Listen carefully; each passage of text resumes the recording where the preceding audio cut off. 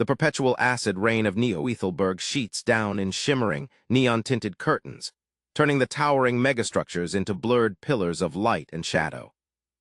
Down here in the claustrophobic, canyon-like streets of the Gearworks, the rain doesn't cleanse. It just makes everything feel dirtier, more desperate. The air is a thick cocktail of ozone, sizzling street food, and the metallic tang of rust. Kaelen pulls the collar of her worn synth leather jacket higher, the cold dampness already seeping through to her skin. Her breath fogs in the chill air, a tiny, private cloud in the overwhelming sensory assault of the district. She's just another ghost in the machine of this city, a data courier with a cheap neural interface and a burning need for cred. Her current run is simple: a sealed data slate destination, a noodle bar in the Shatterdome, a particularly grimy subsector. The payment is meager, but it's enough for another week of nutrient paste and a roof that mostly stops the rain. She weaves through the dense, chaotic crowds, a river of augmented bodies and harried expressions. A hulking man with hydraulic pistons for legs stomps past, shaking the ground. A woman with optic lenses that glow a malevolent red haggles over a box of stolen microchips. Kaelen keeps her head down, her one organic hand clutching the slate, her other, a basic jerky hydraulic model tucked close. It's a piece of junk, but it's hers. That's when the world explodes. It's not an explosion of fire, but of pure concussive force. A black, nondescript delivery van, the kind 1,000 corporations use, swerves from a side alley, its side door already sliding open. There's no warning, no shouted demands. Two figures in sleek gray body armor, devoid of any insignia, leap out.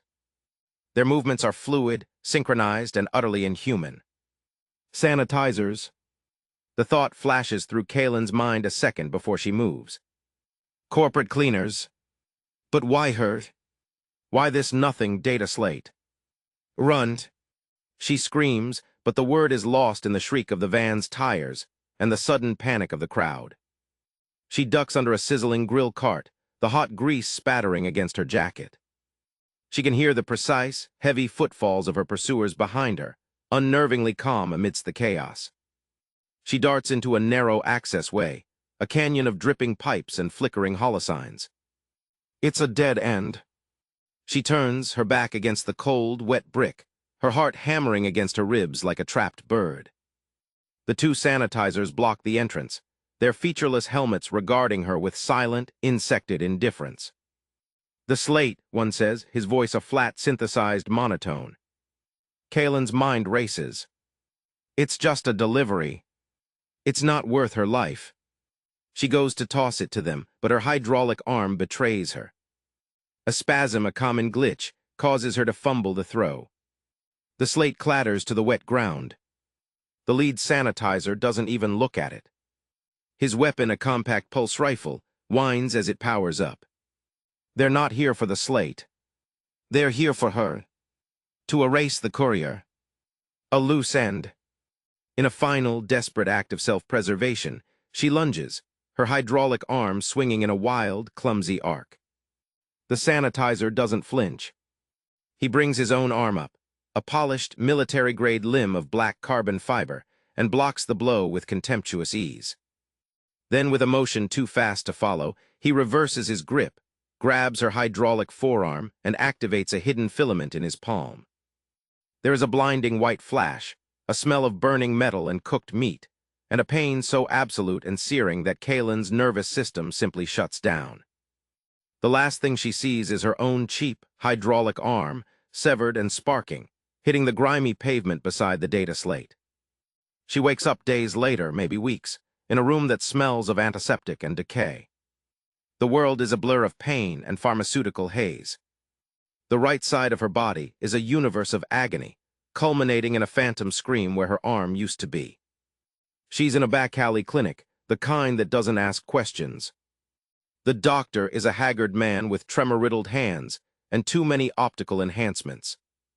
"They dumped you," he mutters, not meeting her eyes. "Lucky to be alive. Your account has been cleaned out. Corporate freeze. No cred. No armed. No future. She's a ghost already." The doctor sees her despair, and a transactional glint enters his artificial eyes. I might have a solution. A donation. High-end. Too hot for the usual channels. You can pay me back. On a tray. The air in the clinic is thick and stagnant, smelling of old blood, harsh antiseptic, and the faint, sweet odor of decaying flesh that the chemicals can't quite mask. Kaelen's world has shrunk to this single, agonizing point of existence. The phantom limb where her arm used to be is a constant, screaming firestorm of pain, a neurological ghost that her body refuses to forget. The doctor, a man whose name she never learned, and whose shaky, augmented hands inspire no confidence, looks down at her with a mixture of pity and avarice. They dumped you in a recycler chute, he mutters, his voice a gravelly whisper. Lucky I was scavenging for parts. Your account's wiped. Corporate freeze. You have nothing. No cred. No armed. No future. She is less than a ghost. She is a discarded piece of refuse in the great, grinding machine of Neo-Aethelburg. She is a debt waiting to be written off. The doctor sees the shattered look in her eyes, and a transactional, predatory gleam enters his own artificially blue optical implants. I might have a solution, he says, leaning closer, his breath smelling of cheap synth whiskey. A donation. High-end corporate model. Far too hot for the usual channels. The previous owner doesn't need it anymore. You can pay me back with interest. It's a trap, she knows it is, but what other choice does she have? Starve in the alleys? Be picked up by the corpse scavengers? She gives a weak, barely perceptible nod. He leads her to a stained, cold operating table, its surface scarred by 1,000 frantic procedures. And there, on a metal tray next to an array of terrifying, unsterilized tools, lies the arm. It is breathtaking. It is nothing like her old, jerky hydraulic piece. This is a work of art, a masterpiece of biomechanical engineering. The limb is sculpted from a matte black carbon fiber composite, inlaid with fine, glowing filigree that pulses with a soft, internal cyan light. The joints are seamless, the hand articulated with 5 perfect, impossibly dexterous digits, each tipped with a subtle, retractable data port. It looks less like a tool and more like a predator's limb, sleek, powerful, and lethally elegant. It's beautiful, Kaelen breathes, the words a pained whisper. It's yours, the doctor says, already prepping a massive syringe filled with a milky anesthetic. The neural grafting will be intense. It's a military-grade interface. Your system will scream. He doesn't wait for her consent. The needle plunges into the ruin of her shoulder, and the world dissolves into a chemical fog. The surgery is a blurred nightmare of pressure, searing pain, and the whine of bone saws. She feels the cold intrusion of foreign metal being fused to her living tissue, the invasive scrape of neural filaments burrowing into her cortex, seeking connection. It feels like a violation, a profound and irreversible change to the very core of her being. When she wakes, the pain is different. The phantom agony is gone, replaced by a deep, resonant ache, a feeling of immense, alien weight attached to her body. She lies on a stained cot, staring at the water-stained ceiling, mustering the courage to look. Slowly, trembling, she turns her head. The arm is there. It is part of her. The black carbon fiber is a stark, shocking contrast against the pale skin of her shoulder. It feels heavy, solid, real. With a thought that feels both alien and instinctual, she twitches a mental command. The black fingers curl into a perfect, powerful fist. The movement is fluid, silent, and imbued with a strength she has never known. A hysterical laugh, half relief, half terror, bubbles in her throat. She has a limb. She can work again. She can survive. But then a flicker. A momentary lapse in the cyan light, tracing the arm's filigree. A split-second sensation, like a sudden, icy chill running up the alloy bones into her spine. It's gone as quickly as it came. She dismisses it as neural feedback, the system calibrating. Days later, holed up in her tiny, single-room capsule unit, the glitches become more pronounced. She's trying to eat a bowl of nutrient paste, the simple spoon feeling clumsy in her new, perfect hand. Her vision blurs at the edges, and for a single heart-stopping moment, the gray paste in the bowl is replaced by a fleeting, translucent image of a complex molecular structure, rotating in midair. A ghostly afterimage, tinged with the same cyan as her arm's lights. She jerks back, blinking, and it's gone. That night, she's woken from a fitful sleep by a sound. A whisper. It isn't in the room, it's inside her head. The whisper is not a sound, but a texture, a sensation of static ice water trickling through the canals of her inner ear. Kaelen bolts upright in her narrow cot, the thin, damp sheet tangling around her legs. Her heart is a frantic drum against her ribs. The capsule unit is pitch black, save for the soft, rhythmic cyan pulse of the arm's filigree, casting fleeting, monstrous shadows on the bare plasti-steel walls. Danger. It is a thought that is not her own, a cold, alien stone dropped into the pond of her consciousness. Who's there? She gasps into the darkness, her own voice a ragged, frightened thing. She clutches her organic hand to her temple, as if she could physically dig the intrusion out. Get out of my head. The only sound is the distant, perpetual hum of the city and the frantic thumping of her own heart. She stares at the arm, this beautiful, cursed thing. The cyan light seems to pulse in time with her panic. Then her vision swims. The grimy walls of her capsule dissolve, replaced by a terrifyingly vivid, translucent overlay. She is no longer in her room. She is standing in a pristine, white laboratory. A holographic display, shimmering with the same cyan light, shows a complex DNA helix, but it's wrong, twisted, with sections glowing a violent, corrupted red. A man in a white lab coat stands before it, his back to her, his shoulders slumped in despair. The flaw, it unravels the mind, they knew. The image vanishes as suddenly as it appeared, leaving her dizzy and disoriented, back in the oppressive darkness of her capsule. She stumbles out of bed, her new arm moving with an unnerving, silent grace that contrasts with the clumsy terror of her body. She fumbles for the light switch, flooding the small room with a harsh, flickering, fluorescent glow.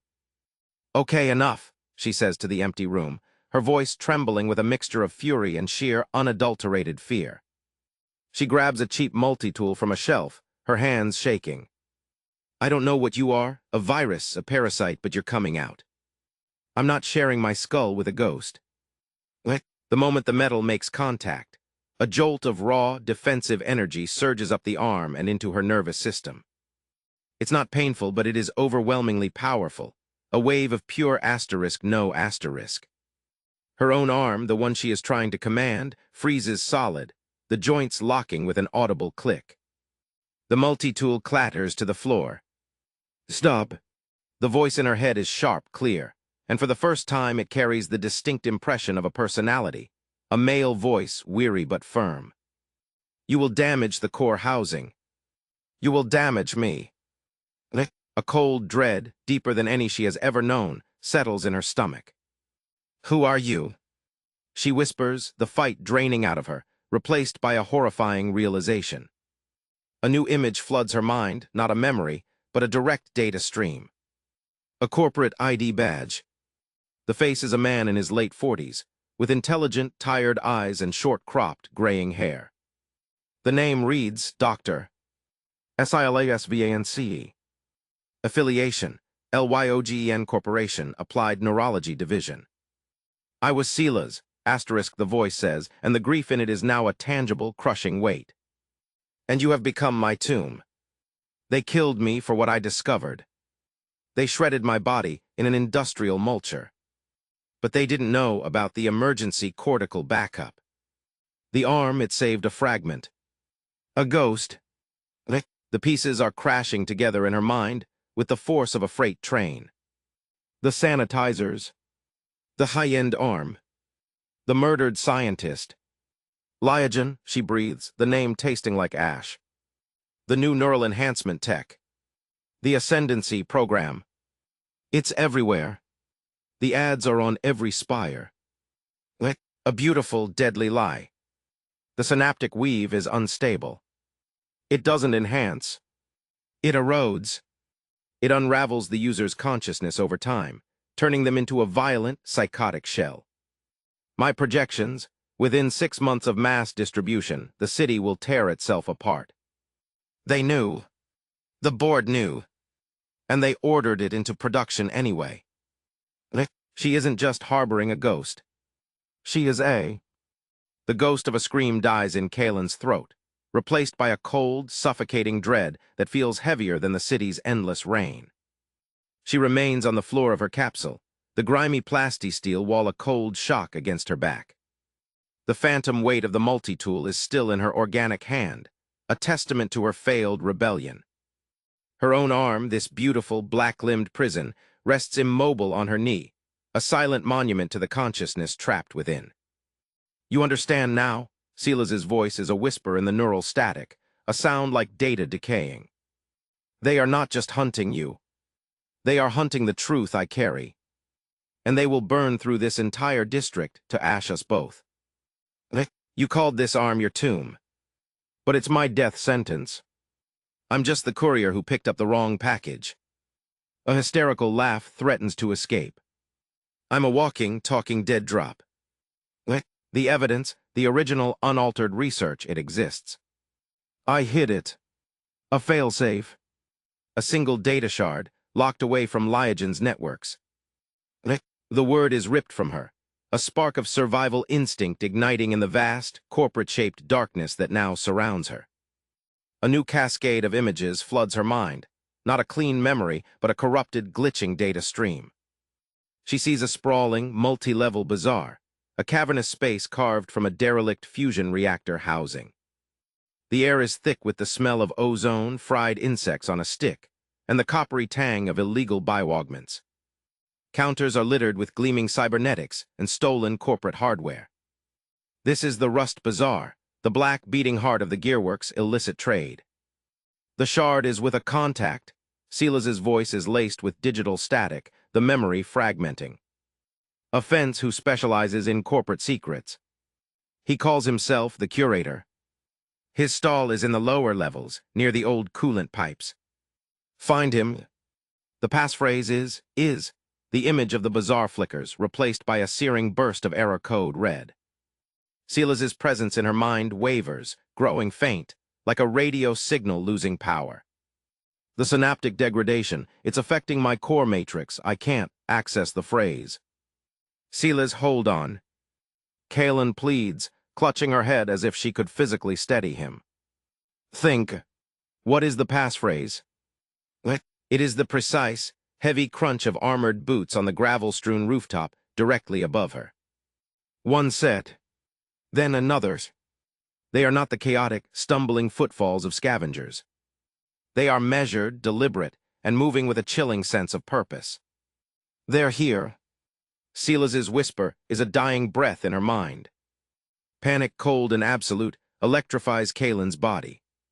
She scrambles to her feet, her movements silent and fluid thanks to the arm's enhanced motor control, a cruel irony that doesn't escape her. She doesn't bother to look out the single, grime-caked window. She knows what she would see. The gray, unmarked armor of the sanitizers. They have found her. The clinic. The doctor. He must have talked, or they tracked the arm's signature. It doesn't matter. Her eyes dart around the tiny, pathetic space. There is no back door. No vents large enough to crawl through. She is in a box, and the lid is about to be slammed shut. The footsteps stop directly above the capsule's flimsy hatch. Think, think, think, she mutters to herself, a frantic mantra. Her gaze lands on the room's single, outdated environmental control unit, a rattling box mounted high on the wall, its ductwork leading into the building's crumbling infrastructure. It's a desperate, terrible plan. But it is the only plan. With a mental command, the black digits of her new hand shift, the tips retracting to reveal fine, needle-like data ports. She jams them into the maintenance socket on the climate unit. Immediately, her vision is flooded with a torrent of raw, chaotic building schematics and thermal readings. Silas's presence, though faint, guides her, his expertise flowing through the connection. She bypasses safeties, overloads power conduits. A high-pitched whine builds within the unit. The lights in her capsule flicker violently. With a final, savage twist of her will through the arm, She sends a massive power surge through the system. The result is instantaneous and deafening. The climate unit explodes outwards in a shower of plastic shrapnel and thick black smoke. But more importantly, the entire corridor outside her capsule is plunged. The world vanishes in a concussive blast of sound and fury. One moment, Kaelen is staring at the shuddering climate unit, her mind fused with the arm's desperate commands. The next, the universe detonates in a storm of shrieking metal, spinning plastic shards, and an impenetrable, acrid cloud of black smoke. The force of the blast slams her back against the far wall, the breath driven from her lungs in a pained gasp. Her ears ring with a high-pitched whine, muffling the chaotic symphony of screaming alarms and the hiss of ruptured coolant lines. The flickering fluorescent light dies, plunging the corridor outside her shattered door into a hellish, intermittent strobe of orange emergency lights and dancing, hungry sparks from severed cables. Move! The command from Silas is a raw, static-laced scream in her skull, the urgency cutting through her daze. She doesn't think, she obeys. Scrambling forward on hands and knees, she claws her way through the wreckage of her former life. The new arm moves with an instinctual, predatory grace, clearing sharp debris with powerful, silent sweeps, while her organic hand slips on the wet, oily floor. The air is thick with the smell of burnt wiring, melted insulation, and the strange, sweet scent of ionized plasma. The sanitizers, she can just make out their two gray, armored forms through the boiling smoke, stumbling back from the unexpected blast. They are disoriented, but only for a moment. Their weapons are already coming up, targeting scanners cutting red lines through the gloom. Kaelen lunges past them, a phantom in the chaos. She feels the heat of a pulse round sear the air inches from her cheek, the blast scorching a black mark on the wall ahead. Her heart hammers against her ribs, a wild, trapped animal. She pelts down the narrow corridor, her boots splashing through puddles of leaking fluid and kicking up discarded food wrappers. The emergency lights paint the cramped, peeling hallway in frantic, bloody strokes. They are adapting. Silas's voice is strained, a whisper of data under the roar of adrenaline in her ears. Thermal is useless in this heat. They will switch to motion prediction. Your patterns are erratic. Good. Stay unpredictable. Instead of heading for the main stairwell, she veers towards a service hatch she's passed 1,000 times and never given a second thought. It's marked with a faded biohazard symbol and warnings in 3 different languages. With a mental shove, she channels the arm's terrifying strength. The carbon fiber digits sink into the metal locking mechanism, and with a shriek of tortured steel, she rips the entire hatch clean off its hinges, tossing it behind her like a child's toy. It clatters down the hall, a momentary distraction. Beyond the hatch is not a staircase, but a vertical service shaft, a dark, dripping throat descending into the bowels of the megastructure. The air is cold and smells of stagnant water and rust.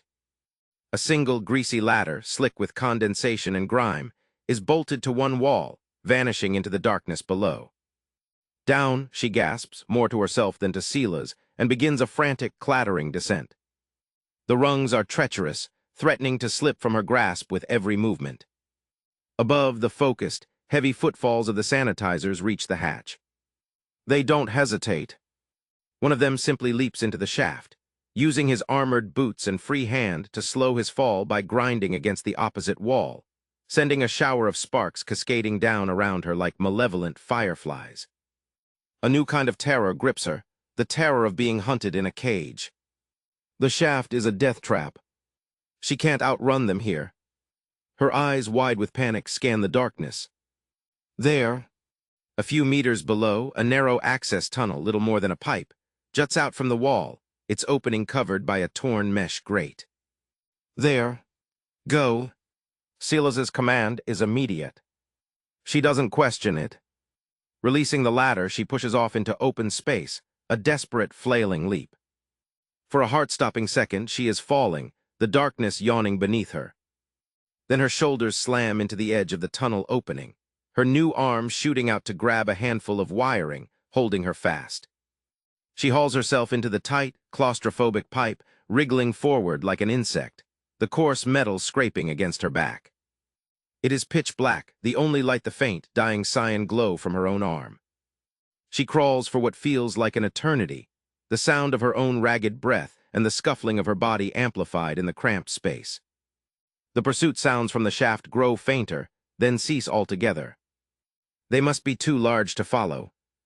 A sliver of hope, fragile and thin, begins to form. She has escaped. The pipe ends abruptly, depositing her onto a cold, metal grating in a vast, echoing space. She pushes herself up, her body aching, every muscle screaming in protest. She is in a massive subter. The air in the vast, subterranean chamber is cold and utterly still, a stark contrast to the frantic, blood-pounding heat of her escape. Kaelen lies on the cold metal grating for a long moment, her chest heaving, each breath a ragged, painful gasp that echoes faintly in the immense darkness. The only light comes from the frantic, irregular pulsing of the cyan filigree on her arm, casting skittering, ghostly blue shapes onto the unseen walls and ceiling around her. The smell here is ancient and profound. The wet, metallic scent of century-old rust, the dry, powdery odor of settled concrete dust, and the faint, lingering ghost of ozone from long-dead machinery. Are you functional? Silas's voice is a thin, crackling whisper in her mind, weaker than she has ever heard it, a guttering candle flame in the wind of her own panic. I'm alive. She manages to push the words out between gritted teeth, pushing herself up onto her elbows. Every muscle in her body protests, a symphony of fresh bruises and strained ligaments. Her organic hand is scraped raw and bleeding from the frantic crawl through the pipe. You guided me. You knew this was here. This is a pre-corporate fusion substation. Decommissioned, forgotten. She is on a high gantry, overlooking a cavernous space so vast its ceiling is lost in shadow. Below, like the skeletal remains of some colossal, mechanical leviathan, lie the silent, rusting hulks of reactor cores and control panels, their shapes monstrous and indistinct. Massive conduits, thick as ancient redwoods, snake across the floor, their polymer shells cracked and weeping some unknown, viscous fluid. The silence is not empty. It is a heavy, pressing weight, broken only by the occasional, resonant asterisk plink, plink asterisk of water dripping from some great height into a hidden pool. It is a tomb for a city's old dreams of power, a perfect hiding place. The fragile moment of respite shatters as a new sound echoes through the chamber, a soft, mechanical whirring, high-pitched and precise. It comes from above. Kaelen freezes, pressing her body flat against the cold grating. She squints into the darkness, her heart seizing in her chest.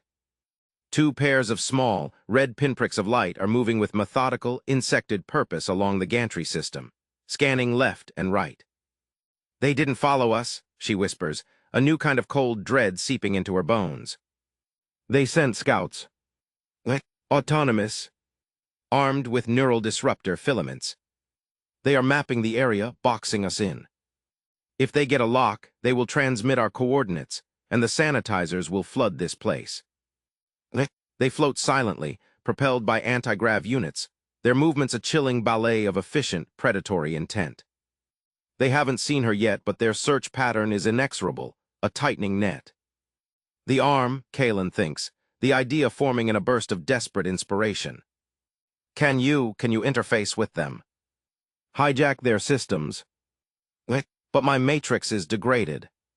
A failed attempt would be like screaming our location. And their IFF protocols are violent. It would be a direct neural assault. She hisses, watching as one of the drones turns and begins gliding directly toward her section of the gantry. The red eye seems to stare right through the metal mesh, seeking the heat of her body, the electrical field of her brain. In seconds, it will be upon her. Brace yourself. Silas's voice is a resigned sigh in her consciousness. This will be invasive. With a mental command that feels like tearing a piece of her own soul loose, she pushes her consciousness through the arm, following Silas's guiding presence. It is not like accessing a simple climate unit.